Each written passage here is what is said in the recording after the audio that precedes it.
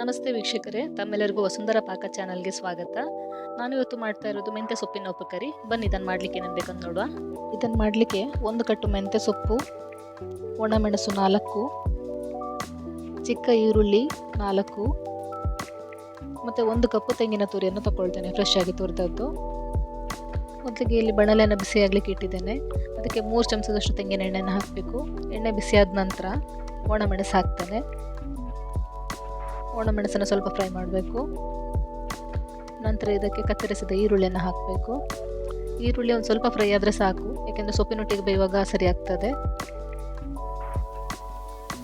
ಇಷ್ಟು ಫ್ರೈ ಆಗಿದೆ, ಇಷ್ಟು ಸಾಕು.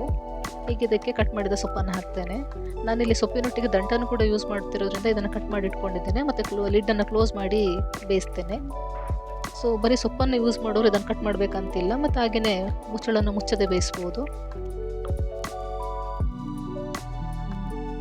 ಸೊ ಈಗ ಮುಚ್ಚಿಡ್ತಾ ಇದ್ದೇನೆ ಒಂದು 3 ನಿಮಿಷದಷ್ಟು.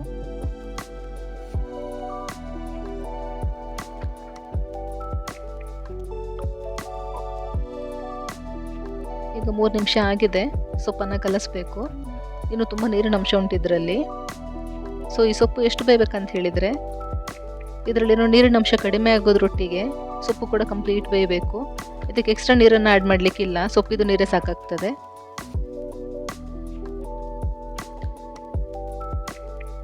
ಈಗ ನೀರೆಲ್ಲ ಕಡಿಮೆ ಆಗಿದೆ, ಜೊತೆಗೆ ಸೊಪ್ಪು ಕೂಡ ಒಳ್ಳೆ ಬೆಂದಿದೆ. ಈಗ ಅದಕ್ಕೆ ರುಚಿಗೆ ತಕ್ಕಷ್ಟು ಉಪ್ಪು ಮತ್ತು ತೆಂಗಿನ ತುರಿಯನ್ನು ಹಾಕಿ ಮಿಕ್ಸ್ ಮಾಡಬೇಕು.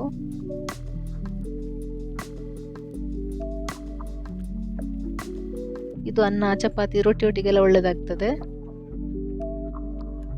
ತುಂಬ ಸಿಂಪಲ್ ರೆಸಿಪಿ ಮತ್ತು ಆರೋಗ್ಯಕ್ಕೆ ಕೂಡ ಒಳ್ಳೆಯದು. ನೀವು ಕೂಡ ಈ ರೆಸಿಪಿ ನಾನು ಮನೇಲಿ ಮಾಡಿ ಹೇಗೆ ಬಂತಂತ ಹೇಳಿ. ಜೊತೆಗೆ ಲೈಕ್, ಶೇರ್, ಸಬ್ಸ್ಕ್ರೈಬ್ ಮಾಡಿ ಬೆಲ್ ಐಕನನ್ನು ಕ್ಲಿಕ್ ಮಾಡೋದನ್ನು ಮರಿಬೇಡಿ. ಮುಂದೆ ಇನ್ನೊಂದು ಹೊಸ ರುಚಿಯೊಂದಿಗೆ ಸಿಕ್ಕುವ. ಇತಿ ನಿಮ್ಮ ವಸುಂಧರಾ.